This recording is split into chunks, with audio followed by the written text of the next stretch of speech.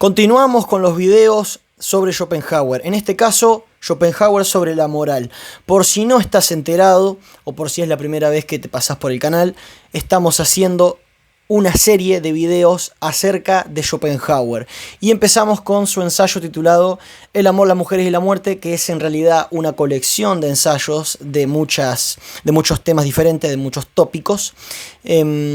Y vamos exponiendo el pensamiento, como digo, en diversos temas, ¿no? Ya después pasaremos a otros libros un poco más complicados. Pero para empezar, creo que está muy bueno. Así que tenemos todo lo que correspondería con esto, lo tenemos en el canal, en videos precedentes, ¿no? Ya hablamos del amor, de las mujeres, de la muerte, de los dolores del mundo, y creo que hablamos de el arte también en el anterior video. Y en este caso nos toca hablar de la moral. Entonces, este ensayo empieza así: la virtud no se enseña, como tampoco el genio. Esperar que nuestros sistemas de moral y nuestras éticas puedan formar personas virtuosas, nobles y santas es tan insensato como imaginar que nuestros tratados de estética puedan producir poetas, escultores, pintores y músicos, ¿no? Entonces, vamos a explicar un poco qué quiere decir el tipo acá, ¿no?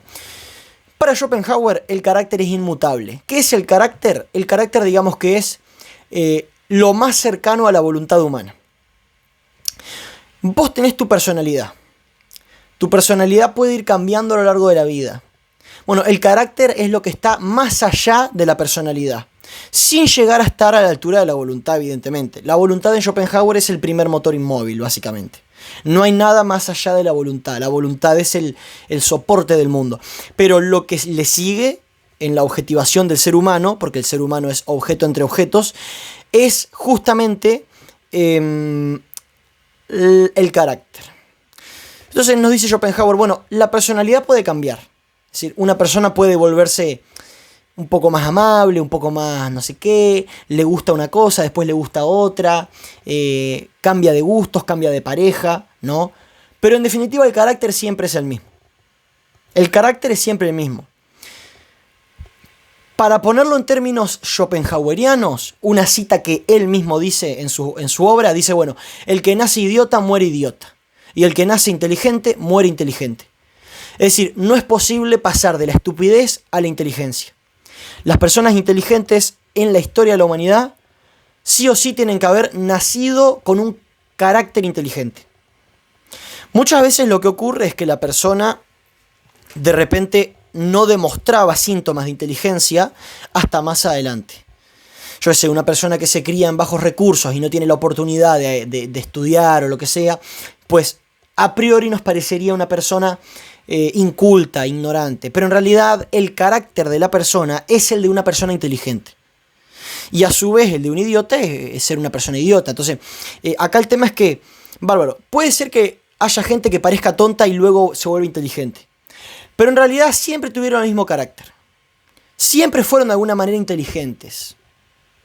Esto es crucial en esto que estamos abordando de Schopenhauer. Al igual que la idiotez. El que nace idiota muere idiota. Y si vos conocés a una persona que antes era idiota y después resultó ser inteligente, pues como te digo, es porque siempre fue inteligente, lo que pasa es que no lo demostró. Pero la estupidez y la inteligencia están muy profundamente enlazadas con el ser humano, de tal forma que no pueden mutar, no pueden cambiar. ¿Se entiende? El carácter es algo que no es imposible cambiarlo, ¿sí? Entonces esto es primordial. Por eso acá dice, la virtud no se enseña como tampoco el genio. O sea, la virtud no se enseña. Vos no le podés enseñar a un buen tipo, o sea, vos no le podés enseñar a un mal tipo a ser un buen tipo. Sí, claro, vos de repente le podés enseñar y le podés explicar, che, mirá, esto está bien, esto está mal, está. Pero el tipo, si es una mala persona, por más que vos le enseñes, le demuestres, le expliques las cosas, va a seguir siendo una mala persona. Porque cosas como la envidia, una persona que es envidiosa, eso no se puede cambiar. No se puede cambiar. Como mucho se puede reprimir, digamos, en los actos de la vida, en la objetivación. Como mucho vos podés reprimir a una persona envidiosa, pero no va a dejar de ser quien es. Entonces, esto es capital en este tema de Schopenhauer. O sea, vos no podés hacer de una mala persona una buena persona. En definitiva es eso. Después de esto, Schopenhauer pasa a describir los 3 resortes fundamentales de las acciones humanas.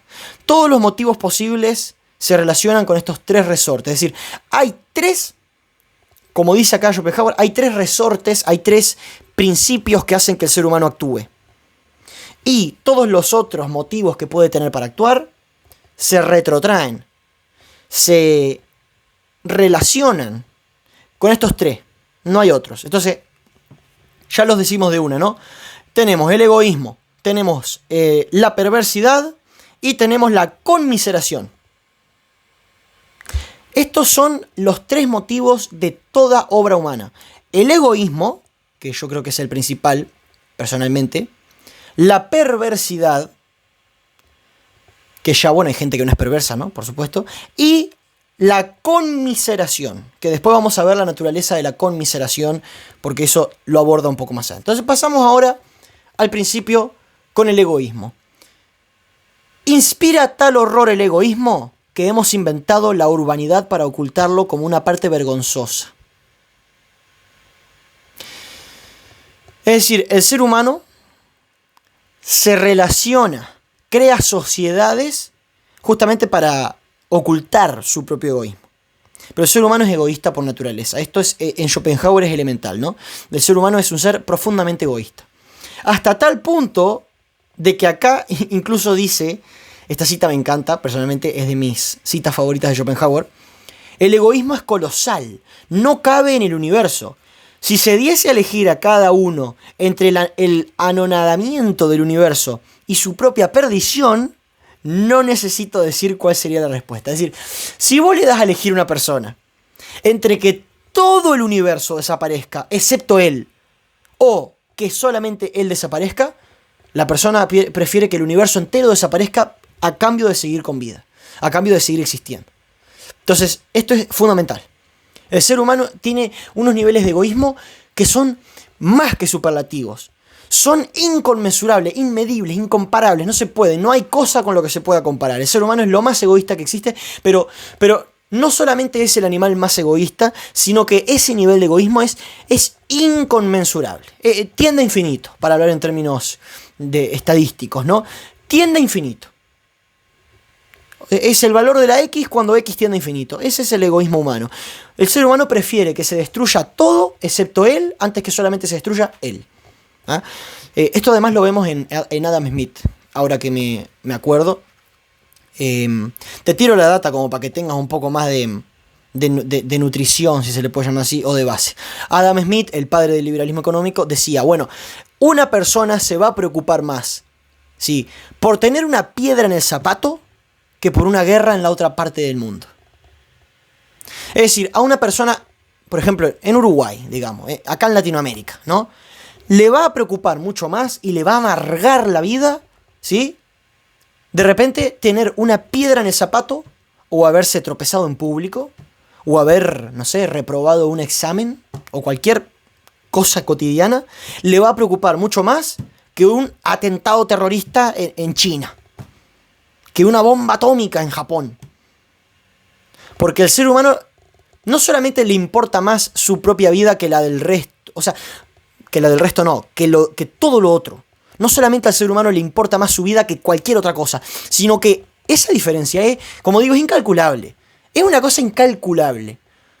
O sea, la prioridad que se da al ser humano es una cosa, bueno, quedó bastante ejemplificado con este ejemplo de lo del universo, ¿no? O sea, es de verdad. Esta es una de las cosas que te hace decir, bueno, qué basura que es el ser humano, ¿no? Es una mierda el ser humano, en definitiva, porque tiene... Pero no es que el ser humano decida ser así, es que es su naturaleza.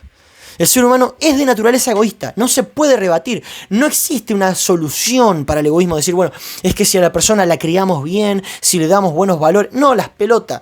Va a ser egoísta porque es la propia naturaleza del ser humano. Escupí todo. Es la propia naturaleza del ser humano. El ser humano tiene que ser egoísta porque es así su composición, ¿sí? Entonces, esto es esencial. Dice acá, el Estado esa obra maestra del egoísmo inteligente y razonado, ese total de todos los egoísmos individuales, ha depositado los derechos de cada uno en manos de un poder infinitamente superior al poder del individuo y que lo obliga a respetar los derechos de los demás. Así quedan en las tinieblas el desmedido egoísmo de casi todos, la perversidad de muchos, la ferocidad de algunos. Es decir, si no hubiera estado, dice, bueno, ahora te digo, imaginad suprimida la fuerza pública. O sea, quitado el bozal. El Estado, en este caso, en Schopenhauer, es un bozal que se le pone al ser humano. Ya, esto se puede debatir desde un lado más anarquista, ¿no? Pero bueno, es la opinión de él, ¿no? Imaginad suprimida la fuerza pública, o sea, quitado el bozal. Retrocederíais con espanto ante el espectáculo que se ofrecería a vuestros ojos. Espectáculo para cada cual se figura fácilmente.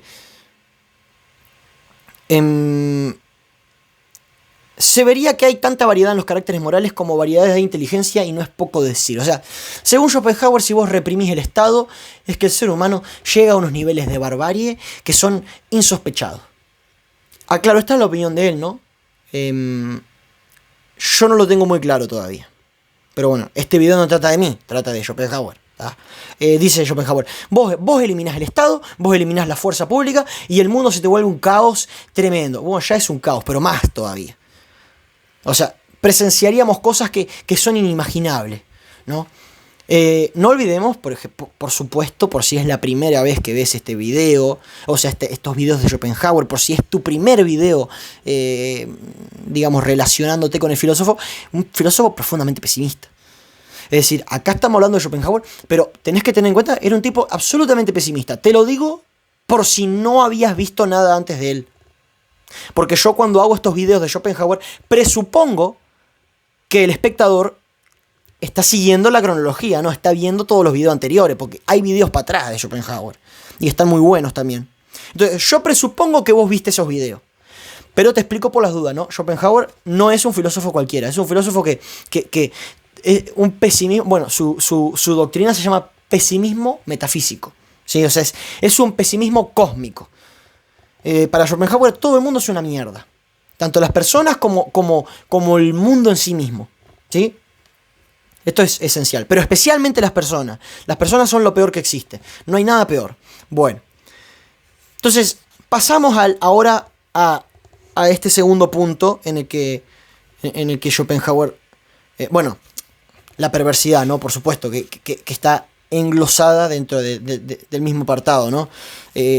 La perversidad es cuando vos le haces daño a otra persona, pero por el hecho de que la querés ver sufrir, porque la querés ver sufrir porque la odias. Eso es la perversidad, hacerle daño a otra persona solamente por verla sufrir, sin esperar nada a cambio. Se diferencia del egoísmo porque el egoísmo pone el foco en vos. Es decir, el egoísmo te hace de repente dañar a otra persona, pero por tu propio beneficio. La perversidad es dañarla sin importar, solamente porque la querés dañar. Por eso las personas perversas a veces se diferencian de las egoístas en el sentido de que no tienen tanta estima de sí mismos, ¿no? La persona egoísta de repente le preocupa su honor. Entonces de repente la persona egoísta se abstiene de hacer daño para no quedar mal ante una sociedad. La persona perversa no, la persona perversa no le importa un carajo lo que la sociedad piense de ella, hace daño por el simple hecho de hacer daño. Entonces, dice acá Schopenhauer, esto es importante. Los actos y la conducta de un individuo y de un pueblo pueden modificarse muchísimo por los dogmas, el ejemplo y el hábito. Pero los actos tomados en sí mismos no son más que vanas imágenes. Solo les da importancia moral la disposición de ánimo que impele a ejecutar los actos, como dije antes, el carácter. Esta puede ser absolutamente la misma, aun con manifestaciones exteriores en un todo diferentes. Con igual grado de perversidad, puede uno morir en el patíbulo y otro extinguirse lo más apaciblemente del mundo en medio de los suyos. ¿Esto qué quiere decir? Que una persona que tiene un carácter perverso puede hacer cosas distintas, de repente le hace daño a una, le hace daño a la otra, de repente, o sea, tiene formas de objetivar esa perversidad y de hacerla acto, hablando en términos aristotélicos, pero ese primer motor es el mismo. Entonces, la motivación es la misma, que es justamente, o la causa, mejor dicho, es la misma, que es este carácter perverso. Se puede objetivar de distintas maneras, pero es el mismo carácter. Esto es importante tenerlo en cuenta, ¿no? Porque obviamente el ser humano hace muchas cosas, pero claro, pero busca lo mismo. ¿Se entiende? O sea, yo puedo... Yo, por ejemplo, si quiero saber, yo puedo leer Schopenhauer, puedo leer Kant, puedo leer Hegel, puedo leer Fichte, puedo leer lo que yo quiera. Puedo leer incluso economistas, puedo leer politólogos, puedo leer historiadores, lo que yo quiera puedo leer, pero el objetivo es saber. Entonces, si yo hoy estoy leyendo un libro de historia y mañana estoy leyendo un libro de filosofía, no quiere decir que haya un cambio sustancial en mi carácter, simplemente quiere decir que estoy llevando ese carácter por otro camino. Es decir, yo quiero saber, ponele, mi carácter es el de una persona que quiere saber. Bueno, de repente ya no voy más por el rumbo de la filosofía y voy por el rumbo de la historia, por ejemplo, pero el carácter es el mismo, ese primer motor es el mismo, que es justamente el anhelo de saber. Lo mismo pasa con la persona perversa, puede hacer mil cosas distintas que la perversidad es la misma, ¿no? Es ese primer motor que lo hace actuar de forma perversa. Vamos con el segundo punto, la conmiseración. Dice Schopenhauer, la conmiseración es ese hecho asombroso y lleno de misterios, en virtud del cual vemos borrarse la línea fronteriza que a los ojos de la razón separa totalmente un ser de otro ser y convierte el no yo en cierto modo en el yo. ¿Qué quiere decir esto? Que la conmiseración nos hace eliminar la barrera que nos separa del otro. Si una persona egoísta es una persona que pone una barrera muy sólida entre sí mismo y el resto del mundo, pues la conmiseración consiste justamente en eliminar esta barrera, en verse reflejado en el otro. Digámoslo, en formar una persona con el otro, para tratar de decirlo de forma simple, ¿no? Cuando una persona actúa con conmiseración, es como que de alguna manera se mezcla con la otra persona y deja a un lado sus intereses egoístas y de alguna manera se disuelve en el otro, por así decirlo, una forma un poco rara de decirlo, ¿no? Solo la conmiseración es el principio real de toda justicia libre y de toda caridad verdadera. Esto lo vemos en Aristóteles. En la Ética Nicómaco, una obra que por cierto estoy leyendo ahora, la estoy leyendo en el ómnibus cuando voy a la facultad, hay una parte, no me acuerdo cuál, creo que es en el libro que habla de las virtudes, si no me equivoco, en el que se nos dice, bueno, no basta con hacer buenos actos, dice Aristóteles, ¿no? Que tiene bastante que ver con esto de Schopenhauer. No basta con hacer buenos actos. Hay que tener conmiseración. Hay que hacer el buen acto porque queremos ser buenas personas. No hay que hacer un buen acto porque buscamos un beneficio ulterior o porque estamos obligados o porque se nos antojó. No. Tenemos que hacer buenos actos porque somos buenos tipos.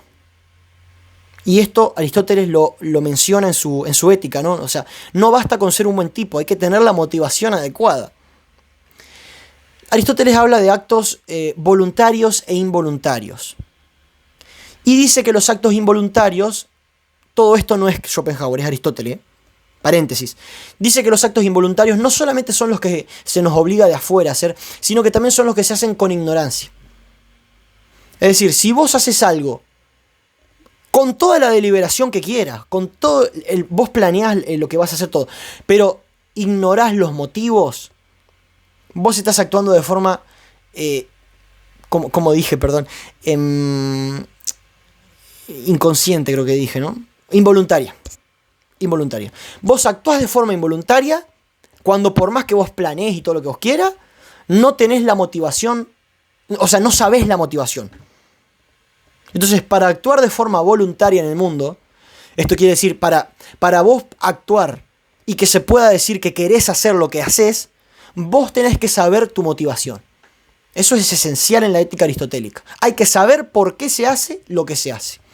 Si no, no se puede decir que estamos siendo buenas personas. Cierro paréntesis y sigo con Schopenhauer, que está muy relacionado con esto, ¿no? O sea, la conmiseración es el principio real de toda justicia libre y de toda caridad verdadera. ¿Puede haber caridad sin conmiseración? Claro que puede. Pero no es una caridad verdadera. No es una caridad verdadera. Es como los narcotraficantes cuando regalan casas a los pobres para comprarlos. Bueno, algo parecido. No es que lo hagan porque son buenas personas, lo hacen porque buscan un beneficio ulterior, ¿no? Entonces la conmiseración es justamente este acto de eliminar la separación, eliminar el principius individuatonis, como dice Schopenhauer, el principio de individualidad, ¿no? Entonces, puede objetarse a toda buena acción nacida únicamente de convicciones religiosas que no es desinteresada. que proviene de la idea de un premio o un castigo esperado o temido. En fin, que no es puramente moral. Claro, ¿qué pasa? Vos... puede objetarse a toda buena acción nacida únicamente de convicciones religiosas que no es desinteresada. Es decir, cuando una persona hace una buena acción, pero con convicciones religiosas, se puede decir que no está siendo buena persona. Esto lo vemos mucho en la filosofía posmoderna, sobre todo en el debate sobre la existencia de Dios. Porque claro, los teístas muchas veces dicen, bueno, pero es que si no existe Dios todo está permitido. No, porque si no existe Dios vos podés ser buena persona por el simple hecho de que querés hacer el bien. Dios no tiene que existir para que vos hagas el bien. Vos podés hacer el bien simplemente porque sos buen tipo. Esto de lo que habla acá Schopenhauer. O sea, está la duda de si una persona religiosa que actúa solamente con convicciones religiosas es buena persona, actuando bien. Porque bueno, además según Aristóteles, como dije antes, tiene que tener la motivación adecuada. Entonces se podría discutir si la religión es una motivación adecuada.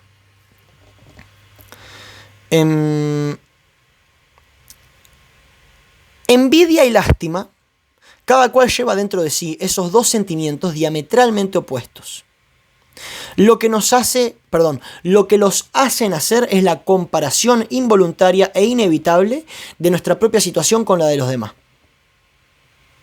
Es decir, sigue Schopenhauer, la envidia no hace más que elevar, engrosar y consolidar el muro que se alza entre el tú y el yo. Por el contrario, la lástima lo hace delgado y transparente y a veces lo destruye de arriba abajo y entonces se disipan todas las diferencias entre el yo y los otros hombres. Entonces, cuando vos te comparás involuntariamente con otra persona, ahí es cuando nace la envidia o, por el contrario, la lástima. Generalmente la envidia cuando la otra persona está mejor que vos y la lástima cuando está peor que vos, ¿no? Porque es más fácil ser compasivo con alguien que está peor. Muy poca gente es compasiva con alguien que está mejor que ellos, porque les da la envidia justamente, ¿no? Cuando nos encontremos puestos en relación con un hombre, no nos paremos a pensar su inteligencia ni su valor moral, lo que nos conduciría a reconocer la perversidad de sus intenciones, la estrechez de su razón, la falsedad de sus juicios, y no podría despertar en nosotros más que desprecio y aversión. Consideremos más bien sus sufrimientos, sus miserias, sus angustias, sus dolores, y entonces sentiremos cuán de cerca nos toca. Entonces se despertará nuestra simpatía, y en vez de odio y menosprecio, experimentaremos por él esa conmiseración que es el único banquete a que nos convida el Evangelio. Esto es esencial en la doctrina de Schopenhauer. Hay que ver al otro, pero imaginando todos los sufrimientos que tiene, porque de esa forma podemos ser compasivos. Claro, si nos ponemos a pensar lo estúpido que es la otra persona y las estupideces que hace y dice, es difícil ser compasivo con una persona tonta. Con una persona tonta no hay nada más difícil que ser compasivo, principalmente porque dan asco, ¿no? Pero bueno.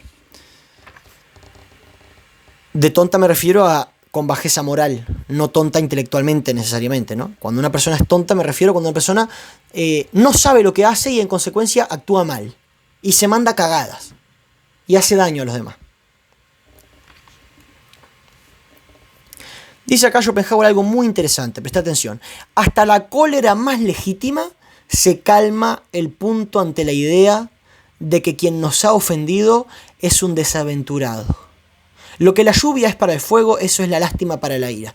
Es decir, cuando vos estás enojado con otra persona, por más legitimado que esté ese enojo, si vos ves que es un tipo desgraciado, se te va el enojo.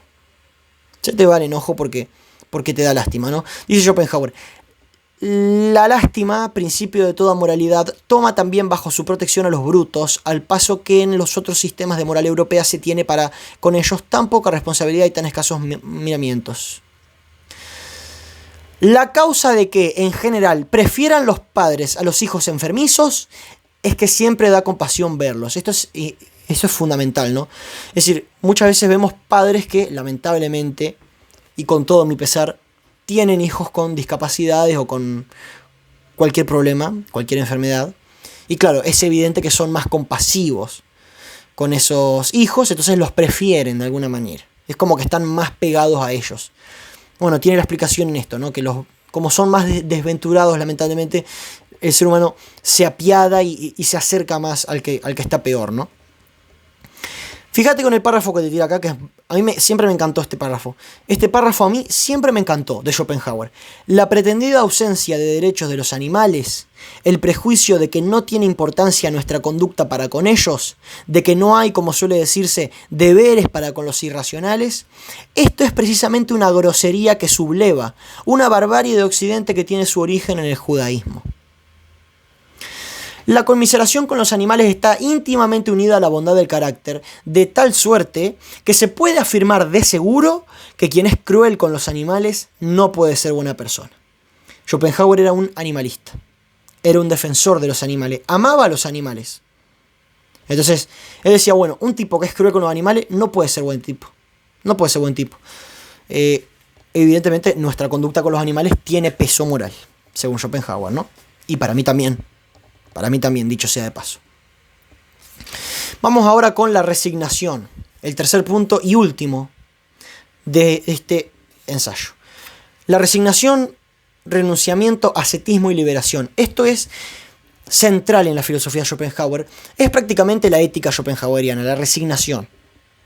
Porque podemos leer tratados como el arte del buen vivir, el arte de ser feliz, los aforismos. Pero en definitiva, la ética de Schopenhauer se resume a una sola idea general, que es la resignación ante la vida. Alejarse de los propios impulsos de la vida. Alejarse del mundo. No en sentido físico, sino en sentido vital. Por ejemplo, negar las pasiones, negar el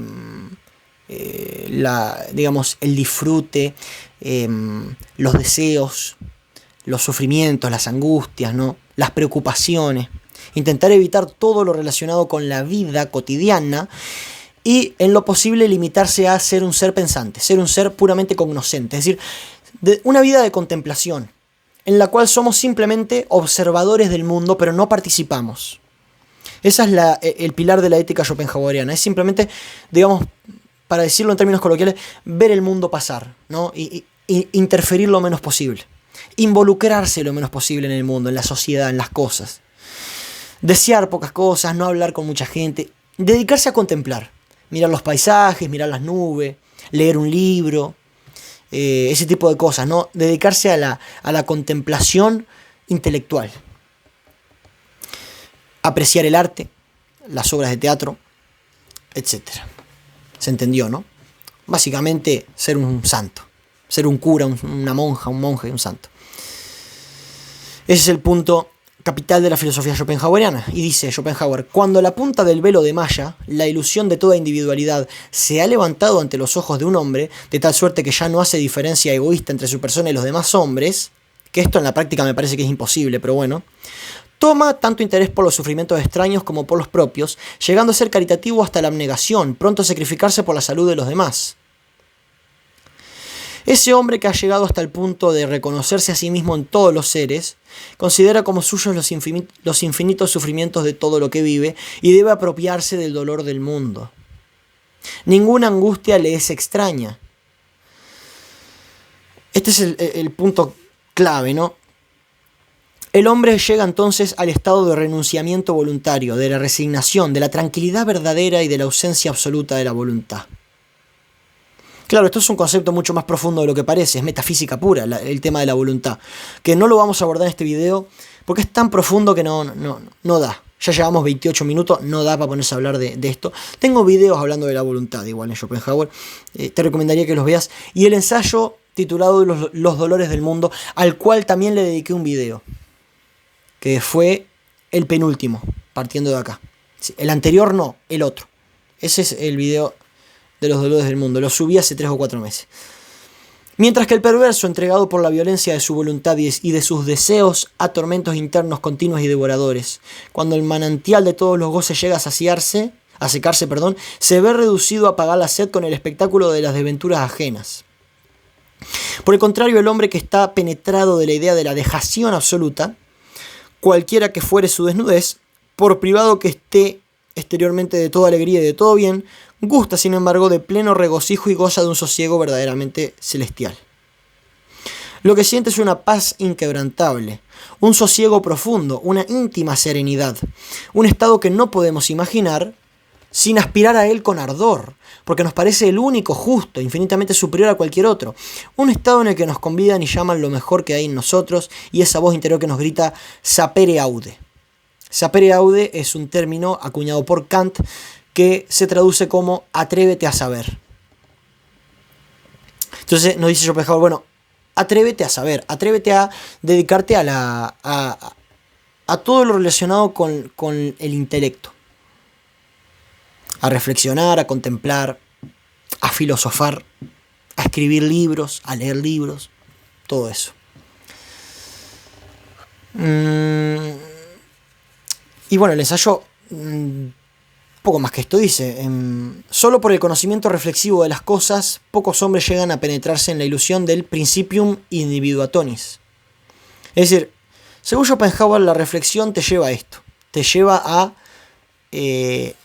negar el principio de individualidad y por consiguiente, como dijo antes, que todos los dolores del mundo no te sean extraños o ajenos, ¿no?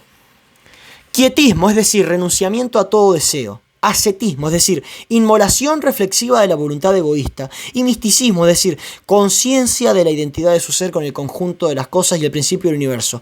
3 disposiciones del alma que se enlazan estrechamente. En verdad que no es el judaísmo sino el brahmanismo y el budismo quienes por su espíritu y tendencia moral se aproximan al cristianismo. El espíritu y la tendencia moral son la esencia de una religión y no los mitos que los envuelven. Claro, Schopenhauer se basa mucho en esta filosofía oriental del brahmanismo y el budismo, ¿no? Y termina acá, bueno, acá hay una frase fundamental, muy buena. El optimismo no es, en el fondo, más que una forma de alabanzas que la voluntad de vivir, única y primera causa del mundo, se otorga sin razón a sí misma cuando se mira con complacencia en su propia obra. No solo es una doctrina falsa, es una doctrina corruptora, porque nos presenta la vida como un estado apetecible y da como objetivo de la vida la felicidad del hombre. Es decir, el optimismo, la idea de que podemos ser felices, la idea de que la vida es muy linda, un paraíso, es simplemente un engaño que la voluntad de vivir se hace a sí misma, digamos, en un intento de blanquearse a sí misma. Porque la voluntad de vivir, cuando se reconoce a sí misma, según Schopenhauer, en el pensamiento en abstracto, se avergüenza de sí misma, por eso es que se niega. Entonces, una forma de autoengañarse es justamente llevarnos a nosotros al optimismo, ¿no? Y dice a lo último. Me encanta porque el ensayo termina igual que termina su obra magna, El mundo como voluntad y representación. O sea, utiliza textualmente el mismo final. Lo confesamos, lo que queda después de la supresión total de la voluntad no es absolutamente nada. Para todos aquellos que están ávidos aún de querer vivir, es la nada. Pero también para aquellos en quienes la voluntad ha llegado a apartarse de su objeto y negarse a sí misma.